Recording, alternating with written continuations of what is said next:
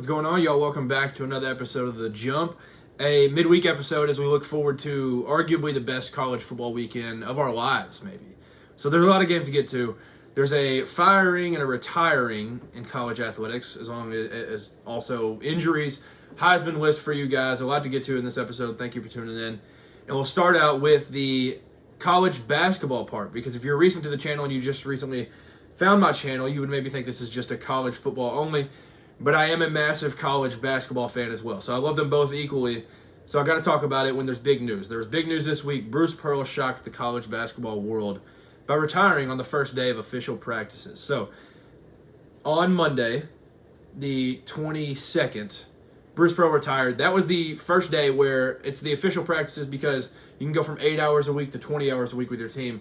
And it was 42 days out from the season. So it kind of cornered the Auburn program into hiring his son, Stephen Pearl. So it's an odd timing where Tony Bennett, he did the same type of thing, where it was a retiring right before the season, and you're kind of in a tough spot where you don't necessarily get to do a national search. Bruce Pearl retires, his son will take over. He already signed a 5-year deal. It's set. So Stephen Pearl will be the next head coach of the Auburn Tigers, and it's right underway. So these guys now have a 30-day transfer portal window if they wish to leave, but I don't expect many to do that. I think Todd Pettiford is obviously the big name that people have kind of looked at. Don't think he's leaving. This is his team. He'd be silly to. So I do need to talk about Bruce Pearl, though, because he is a absolute legend of the game. He's got some baggage. His days at Tennessee weren't necessarily pretty. Ended up getting him a show cause, but he goes to Auburn, becomes the winningest coach in Auburn history. Now, I'm not going to read all his accomplishments and awards and everything, because it will take forever. But he got Auburn to 2 Final Fours. In his time between Tennessee and Auburn, he had 4 SEC regular season titles. He was a Division II Coach of the Year, Division I Coach of the Year, AP Co-Coach of the Year, Sporting News Coach of the Year, Adolph Rupp Coach of the Year. Like, there were so many awards, and they go on and on and on. And he succeeded everywhere he went. Southern Indiana, Milwaukee, Tennessee, Auburn. He succeeded, I thought, in media as well, as a young kid, seeing him in media after his stuff happened with Tennessee. I thought he's been incredible. So he's had quite the run. Hats off on a legendary career to quite the guy. And it's just another name added to the list of names that have retired in the 2020s. They've retired. Coach K, Roy Williams, a lot of big time names in recent years. I could go on and on. Jim Boeheim. There's a crazy list. There's a lot of really good coaches. He never got his championship, but man, he did a lot for a program that wasn't necessarily known for basketball before he got there. So what he did at Auburn is spectacular. And last year he had one of the best teams in all of college basketball. So he goes out on top with a Final Four run. Obviously, a lot of those guys leave. They get some transfers this year, all this stuff. Now, I don't know if this means that he's going straight into politics right away. Could be. But whatever he does, best of luck. And Bruce Pearl will be missed. He was obviously notorious for going to Auburn football games and taking his shirt off in the crowd. He was always the sweatiest of coaches. That was just energy. He was one heck of a coach. And now they go to his son, that I think will do pretty well there. I think it's always a risky hire when you hire a guy that just hasn't coached, but I think what he's got, he's a massive defensive guy, just amazing defensive coach, and he's been around the program for a while. He's been an assistant coach, associate head coach recently, so he's done a lot with the program. It's not like he's just kind of been in the background and now he's coming to the front. So I think it'll be a good, smooth change, and I bet Auburn probably knew about this ahead of time, but it definitely shocked the college basketball world. It shocked me in general on Monday, first day of official practices. So hats off to Bruce Pearl. Like I said, needs his flowers. A great career for him. Now, moving on to the firing. So this is back to college football. Mike Gundy has been fired. Now, this guy, I am stunned at the fact that they did not allow this man to finish the year, because this guy is an absolute legend. You've probably heard of a no-name guy named Barry Sanders. He was his quarterback. This guy played, was an assistant coach, was a position coach, and a head coach for a very long time. I believe he was in his 21st year as the head coach. 170-90 overall as head coach. 12-6 in bowls. Mike Gundy is an absolute legend. I'm stunned that they did not let him finish it. I know they're having to pay his buyout and all this, but man, what a legend. He's a legend of the game, and it obviously ended very, very bad, but I wish they would have, just out of the respect for the man, wish they would have let him finish it up. So, yeah, he graduated from there, coached there forever, and now we kind of look to see who the Cowboys will go after, because I don't necessarily know off the top of my head a lot of big time names that have affiliation with the school that are in the coaching march so far. So I mean, automatically I think just the guy that's over in Norman, Ben Arbuckle. I know he's come up through the ranks very, very fast, but I'd imagine he's a name that they'll look at and kind of change things around, get a young guy in there. I think he's only 29 or 30. So that's maybe a name to watch out for if you're Oklahoma State going to look for a hiring. So we'll see. But Mike Gundy is the shocking fire of the year so far. Obviously, the Deshaun Foster and Brent Pry, like they weren't doing so hot at their schools. But when it's such a legend like this, I was stunned to see that he got fired. I thought he'd get fired or he'd retire at the end.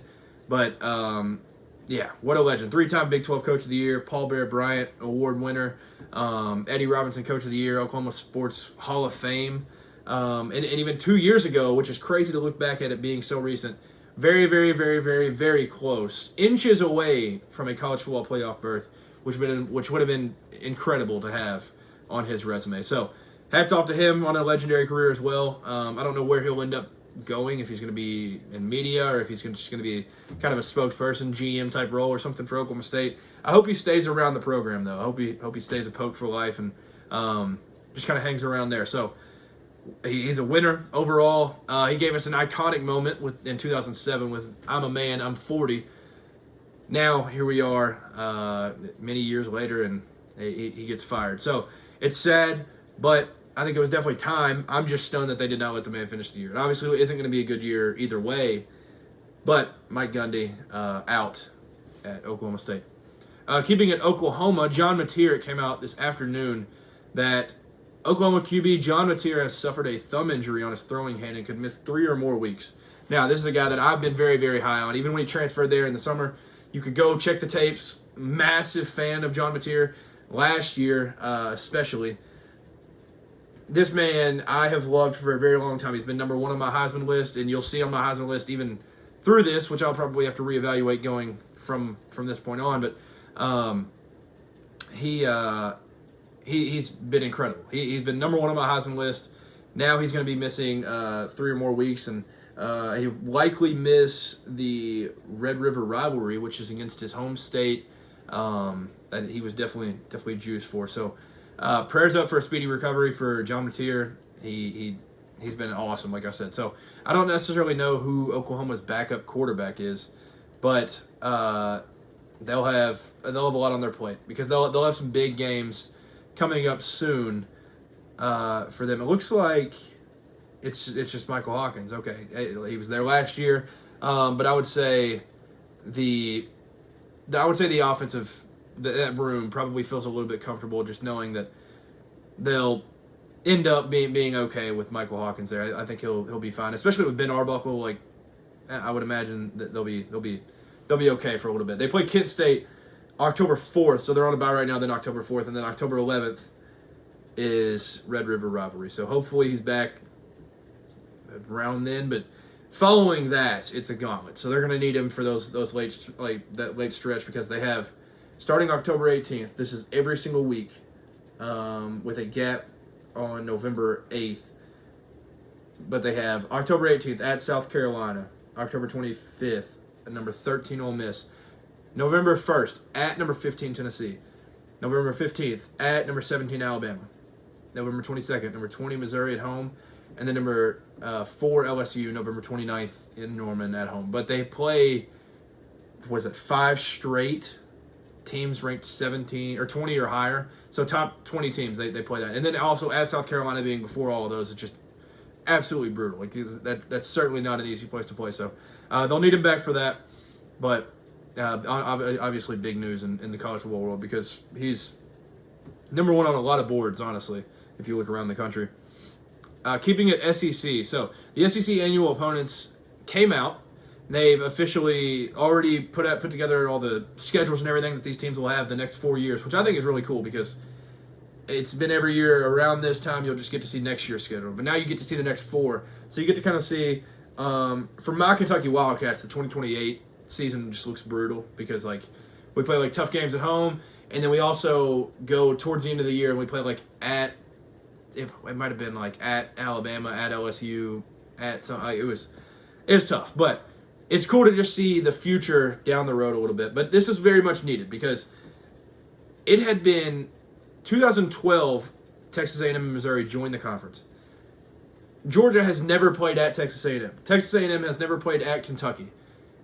There is no reason these should not be played, and this type of format will make that possible to where you will do that. At least you'll play each team home and home every 4 years at some point in those 4 years. So it's going to be awesome. Now, the SEC annual opponents, they said they were going for competitive balance, tradition, keeping rivalries in there, etc. A few more different reasons. These will be reevaluated every single 4 years. Now, I'll read through these annual opponents. It'll probably be much easier if you're able to pull this up sometime and look at it. Alabama will have Auburn, Tennessee, Mississippi State. Arkansas will have Missouri, Texas A&M, LSU. Auburn will have Alabama, Georgia, and Vanderbilt. Florida will have Georgia, South Carolina, Kentucky. Georgia will have Auburn, Florida, South Carolina. Kentucky will have Florida, Tennessee, South Carolina. LSU will have Arkansas, Ole Miss, Texas A&M. Mississippi State will have Ole Miss, Vanderbilt, and Alabama. Missouri will have Arkansas, Texas A&M, and Oklahoma. Oklahoma will have Missouri, Ole Miss, and Texas. Ole Miss will have Mississippi State, LSU, and Oklahoma. South Carolina will have Georgia, Florida, Kentucky. Tennessee will have Alabama, Kentucky, and Vanderbilt. Texas will have Texas A&M, Arkansas, and Oklahoma. Texas will have. Then Texas A&M will have LSU, Missouri, Texas. Vanderbilt will have Auburn, Tennessee, Mississippi State. Now, the ones that stand out off rip to me is it's super cool. The Texas one caught my eye immediately because it's basically just the old Southwest Conference. If you don't know, the Southwest Conference was kind of just Texas, Oklahoma, all those. These 4 used to play back in the day before my time, but these 4 being together just make the most sense. That one just probably was the easiest for them. For Alabama, this stands out right off rip because they give them Mississippi State, no LSU. They do get their other biggest rivals with Auburn and Tennessee, but Mississippi State is just geographically the closest to them. It's like 3 hours away, so that one just kind of makes sense. For Auburn, this one looks brutal, but it's been like this really their whole history. Their 2 biggest rivals are Alabama and Georgia, but their third being Vanderbilt, which is supposed to be a lower tier team. Nobody's going out of their way and making sure they get to play Vanderbilt this year. Like, with Clarkley, what he's built there, that looks like the hardest trio imaginable. That trio is just unreal. And then out of recent years, Texas A&M having LSU, Missouri, and Texas, that one looks very difficult. The ones I'm excited for is Ole Miss, Oklahoma, like these new ones that just haven't really played. I think it's been twice ever that Ole Miss and Oklahoma have ever played in the history of the programs. Now we'll get to see them every year for 4 years. And if they play like 4 instant classics, then they'll just keep that rivalry going and it will maybe become something. So that's kind of what I'm looking forward to with these annual opponents, because being able to play teams over and over and over again will create a rivalry whether you want it or not. So they were able to keep a lot of rivalries, but they're also adding some that I think will be fun. Because like the Tennessee and Florida, that rivalry was a victim of the divisions in the conference. Like those two weren't necessarily like big time rivals, but once the SEC East and West became a thing in the East, those became a rival. Same with Alabama, LSU. They weren't necessarily always a rival until that happened. So I think these annual opponents that are set, I think that'll be a big part of what makes these so much fun. Is just like you'll get new rivalries out of them. So we'll get to see a lot more matchups pretty often. Like I said earlier, like you'll get to see teams play at places that they haven't.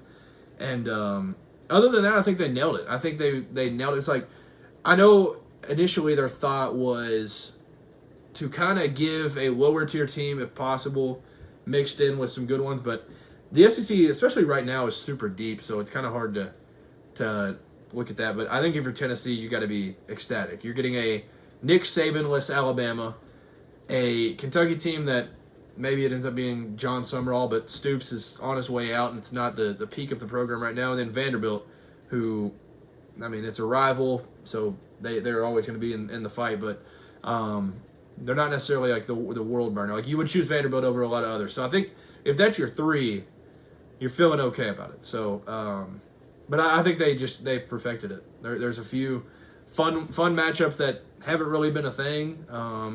Like Vanderbilt and Ole Miss, they had played for a while with the yearly SEC and East and West. Now they'll get like Auburn. Maybe that'll end up becoming something fun, or Mississippi State. So it'll be fun having these, and that'll start next year as the SEC goes to 9 conference games. So I'm excited for that. I think they did an incredible job, and they released those tonight. It'll be, yesterday as you guys are watching this, but I think they did a great job with it, though. So let me know in the comments what you all think about that, and what you would change if you had the authority for that. Now, for my Week 4 Heisman rankings, so this is following Week 4. Number 10, I have Beau Pribula. Number 9, Jaden Mayava. Number 8, Fernando Mendoza. Number 7, Dante Moore. Number 6, Tommy Castellanos. So those 5, Beau Pribula, I've wanted to get him on here for weeks, and it's just kind of it's had to happen now. They've gotten some good wins. He's played absolutely incredible. Same with Jaden Mayava. They've now beaten a very respectable Michigan State team in my eyes. He played great this past Saturday. He's been amazing all year. He's been super efficient. He's been killing it. He's also super fun. Like, to be as efficient as he is with how he plays is just incredible. Fernando Mendoza obviously is the quarterback of the team that just had the biggest win of the weekend, probably. Absolutely annihilating Illinois. But he's also just been really, really good. It's not like he just got bumped on here because his team did good. He's been really good, been very efficient, and can throw it all over the field. And there's an argument for if he's been better than Curtis Rourke was through this point last year. Dante Moore, he'll obviously have his biggest threat this week and biggest challenge going to Penn State. So that one's going to be a big one. But Dante Moore's been nothing short of spectacular. And what I think it was Troy Franklin said, like, now you're starting to see why he had such high hopes and high praise for this kid. So Dante Moore's been great. Tommy Castellanos, obviously, he's actually lower on mine than most people have him. But I just need to see a little bit more. Like, they play Virginia this week. Then they'll play an elite Miami team the following week. So he'll have his big test coming up soon, and it'll probably boost him if he's able to play well and lead these Noles to some more wins. Now the top 5. Jonah Coleman, in my opinion, the best running back in college football. You can argue Ahmad Hardy, who I also just absolutely love. Jeremiah Love, you could say, is still the best now that they're finally getting him the rock. But it has been so much fun to watch Jonah Coleman. He's such a special player, and he's been part of that big 3, him, Denzel Boston, Damon Williams. So they've been killing it out there. Big matchup for them this week as they host Ohio State. So Jonah Coleman, he's in the 5th spot for me. Jeremiah Smith. Now, he hasn't been incredible. He hasn't had the best wide receiver year of all, but he's still been really, really good. And I think this is, like I say every week, this is a little bit of projection as well. So, like, Jeremiah Smith, he hasn't necessarily proven to this point to be the 4th best player in college football, but we know he is, and it'll end up showing once they play some big-time opponents and have some big games where he'll be must-see TV in those, and he'll be getting the best corners in the country lined up against him.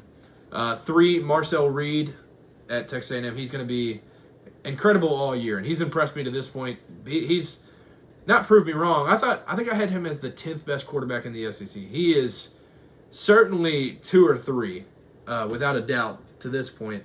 And he's been nothing short of incredible for them. So I think he's going to be amazing all year. They have a big one playing Auburn this week, so we'll get to see what he can do. He's got 2 elite weapons, Mario Craver and Casey Concepcion. So we'll get to see what he can do with his weapons this week in a big matchup. Number 2, Carson Beck. He didn't necessarily play incredible against Florida, but in rivalries, I always throw like a little asterisk by him. Like, that's not necessarily who the player is. If you look at what he did up until that point, it's been amazing. He's also leading a team that's number 2 in the country right now. So Carson Beck at 2, I think he's going to be great all year. He's proven a lot wrong. He's proven me wrong, even though I thought he'd be, all right this year. He's been much better than all right. And number 1, John Mateer, which is obviously tough now with him potentially being out for a month. So I'll have to reevaluate that and figure out who I will have next week take the number 1 spot. Obviously, Dante Moore could get Boosted up very high with a big win this week. There's Drew Aller. If he plays great this week, he could jump up on there. Or if Trevor Pena or Nick Singleton, Katron Allen, if any of those guys end up playing well this week, they could also jump very high. Now, let's get into these Week 5 matchups, because this week, like I said, one of the best weeks that I can remember. There are so many games. I won't even get to them all. I'm just going to mention probably 9 or 10. I'm just scrolling through ESPN, going to talk about the ones that I need to especially talk about. I won't get to all of them, but like I said, I'll get to a few. So, Friday night, I mentioned it. Florida State at Virginia. Two teams that have been firing. Virginia has had a blast. They've been so much fun to watch. They've been moving the ball, been scoring, a lot of fun there. So that game's going to be a very sneaky spot, and that game's going to tell us a lot about Florida State. It's going to tell us about a lot about who they are as a team, whether we can take them very, very serious to this point or not, because this is a kind of a sneaky trap spot, because you get your big rival Miami next week where you're both top 10. We'll see what you can do in a slip-up spot. Second game, also Friday, TCU at Arizona State. TCU, who's maybe the most underrated team in college football, who's also a big-time threat in the Big 12 with a big opportunity this week to knock off an Arizona State team that's figuring it out a little bit as they go. After the Mississippi State loss, they're kind of moving forward. So, big-time Big 12 matchup right there I'm super excited for. Notre Dame at Arkansas. Now, this one's not Arkansas is not the flashiest team in the world, but number 22, Notre Dame on the road. We've seen Arkansas do some things. Last year, Arkansas beats a really good Tennessee team who was top 10 at the time. Arkansas, that stadium, that place is scary. That place is not the place if you're a ranked team that you just choose to go to. The fans will be rocking Woo Pig Suey all night long, or all day long because it's a noon kickoff. But that game's going to be incredible. I'm excited for that one. Big time game in the noon slot. A ranked matchup in a kind of show who you are game. USC travels across the country, goes to Illinois for a noon game. So that would be 9 o'clock LA time. So they'll be waking up early. Number 21 USC at number 23 Illinois. This is the Illinois team where it's you know what, own up, bounce back. You've got the whole country kind of seeing if you're actually a fraud or if you deserve your top ranking. So, but USC, obviously, they've been very, very fun. They won the Michigan State game last week, and I was very impressed with it because I think Michigan State's actually pretty good. Now they're going to chance to play a team that we know is at least good. We don't know if Illinois is legit or not, but that'll be a fun one in the Big Ten at noon. Number 4, LSU at number 13, Ole Miss. So that's just a 3:30 game.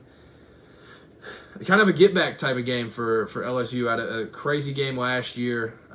This is going to be a fun game. This is a true, SEC type of game. This is going to be fun. I think it's going to be. I expect a lot of points, but it's hard to say because LSU's offense necessarily hadn't looked great. They looked great last week, but to that point, they weren't necessarily clicking. Now, the Trinidad Chambliss era of Ole Miss has looked the part, putting up points, putting up 45 on a good Tulane team last week. I think they're going to be coming in rolling. I also need to talk about the off-the-field drama with this game real quick. Whit Weeks and Landry Kiffin are dating. So Lane Kiffin's daughter is dating Whit Weeks, who's the captain of the defense for LSU. The hard launch on the week of the game is certainly a decision. I don't know which one's playing mind games, but I love Lane Kiffin's response to it. He has not said much at all other than take the over. So he's going to be opening the playbook. Number 4, LSU at number 13, Ole Miss. This game's going to be awesome. It has that off-field drama now. Hard launching the week of the game is just wild out of both of them to make that decision, but I can't wait for that game, 3:30 in Oxford. I mentioned it earlier, number 9, Texas A&M plays Auburn. This game is also 3:30. It's going to be absolutely amazing. The 3:30 slot is, I think, extremely underrated this weekend because you have the two massive ones at night, and now you get these SEC matchups and then a Big Ten one that I'll refer to here in a second. But Texas A&M and Auburn, this one, Auburn was very, very much in the Oklahoma game. You could say they got cheated because there was the play that got overturned early that they technically had a defensive score on, and then the cheating that the SEC ended up apologizing for for the Satania touchdown, you could argue they got cheated. So they were right there in that game the entire time. They looked legit. Texas A&M has a great win at Notre Dame, and both these teams, this is going to show your true colors. This game will show us who these teams are going forward. Auburn gets a top 10 team. I believe this one's on the Plains though, so that's going to be an interesting layer to it because no, Auburn is at Texas A&M. So I think that's how that one. So yeah, that one's going to be, like I said, show your true colors because like Texas A&M hasn't played much outside of the Notre Dame game, and they haven't looked great at times. But you could say the same about Auburn outside of the two games that they've played. Those I mean, the Ball State and South Alabama, like those aren't necessarily world burners when it comes to football. So that game's going to be awesome. Can't wait for that one. So also at 3:30, the Big Ten game that I was referring to, Ohio State goes to Washington, which is super interesting in the fact of Washington has, I don't remember if it's first or second, but they have one of the longest home win streaks in all of college football. The last time they lost a home game was November 26th, 2021 to Washington State in the Apple Cup. They were still Pac-12 then. This was pre-craze of Penix. Like this is years ago. It's obviously Alaska Airlines Field. It's a terrifying place to play. And they also, I mean, that crowd gets rowdy. So I don't know what it'll be like at 3:30 and a 12:30 local game, but I'd imagine with Ohio State coming in, the world famous Ohio State Buckeyes coming to town, I would say they'll probably get a little loud for that one. So I'm excited for that one. We'll get to see kind of the Damon Williams hype. We'll get to see Ohio State play somebody with a pulse after the Texas game that they look good in, but obviously Texas hasn't necessarily aged well, and then they haven't played much since then. So I'm excited for that one. That's going to tell us a lot for that. Tennessee goes to Mississippi State, which is obviously Starkville. Get the cowbells ringing. That's not a place you want to go. So I think Tennessee will go in there and end up winning this game, but it's a 4:15 kick in Stark, Vegas. It's going to be 4:15 Eastern. That'll be 3:15, I believe, Mississippi State. So that game's going to be awesome. That's going to be just an old-fashioned, like, if you're a legit team, you can go on the road and win these games. We'll see what Tennessee is. We'll see if they are. Last week I said that I think they will be one of the top 4 teams or final 4 teams in the college football playoff. This is a game that you have to go win if you're Tennessee to kind of bounce back and get what's lingering from the Georgia game out of your mind. Then, like I said, Georgia, then there's the 2 big games. Alabama at Georgia. This game, Georgia's doing a blackout. I don't know if they're going to pull out the black jerseys. I really hope they do. But a 7:30 game, Sanford Stadium. Also, Georgia has one of the longest. It's 1 or 2. I guess they're 1. I can't remember the number of games, but they haven't lost a game at home since before COVID. Like, ridiculous streak. And they have a chance to mess that up. I think they'll win this game. I'll put out my predictions later. Obviously, last year was absolute cinema. It was the Ryan Williams breaking out party. We'll get to see what he can do this time. I mean, we saw what Brazel did against Georgia, so we'll get to see if Ryan Williams or Jeremy Bernard, who I think has been the most disrespected player in the country out of just not getting enough hype for what he's done. We'll get to see. This is going to be an awesome game. Number 17 Alabama at number 5 Georgia. Anytime these two teams clash, it's always a classic. So this game's going to be a lot of fun. We heard Kirby Smart earlier in the week kind of hyping up Ty Simpson, saying he's the hottest quarterback in the country, which very, very true. I mean, he's been balling, been incredibly efficient. So we'll get to see that one. I'm excited for that. That game's going to tell us a lot because I think Alabama, a lot of people wrote them off after the Florida State game, but then they've played some bad opponents to kind of get back on track, and I hate to loop Wisconsin back into that type of group, but they're very bad. They've killed everybody they've played. They've looked great, all the good stuff. Georgia, still undefeated, one of the best teams in the country, and we'll get to see if they can play Alabama and beat them comfortably. I think we'll have to prop up Georgia a little bit and give them a lot of respect. So, we'll get to this last game where College game day is. State College. Number 6, Oregon at number 3, Penn State. These are the exact games that have had James Franklin's seat a little bit warm. He has a terrible record against top 5 opponents, a terrible record against top 10 opponents. Now, obviously, most of those are Ohio State, Michigan. Those are kind of a death wish over most years. Like those teams, like nobody's beating those teams. So putting that to like blame on him is just crazy.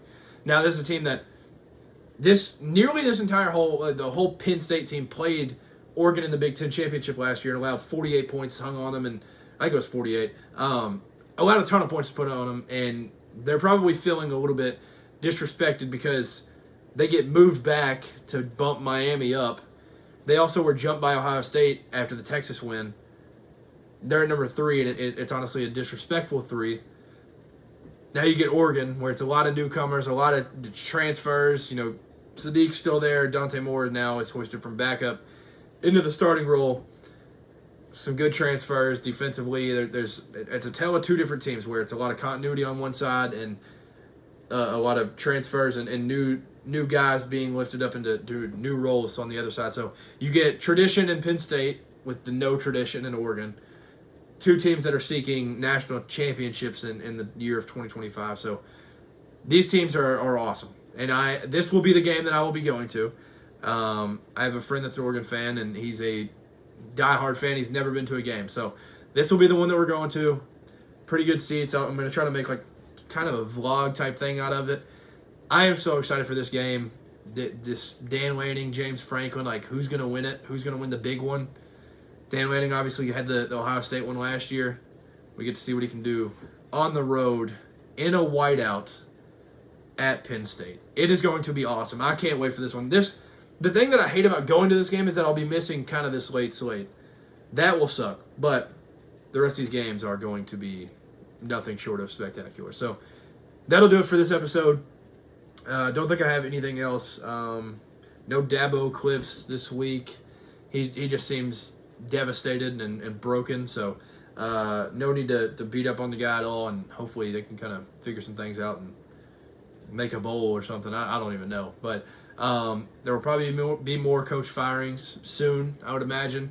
So we'll be back to talk about those. And like I said, I won't be able to make a video this upcoming weekend as a reaction to the week, but I will make that video maybe Monday once I get home and get back from the chaos that will be State College, Pennsylvania. I've already looked. The hotels are booked basically all within an hour of State College, it looks like. So I'm so geeked for this weekend, and I hope you all are as well. It's going to be amazing. This is one of the best college weekends that we'll have ever.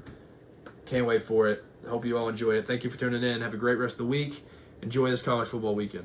Peace.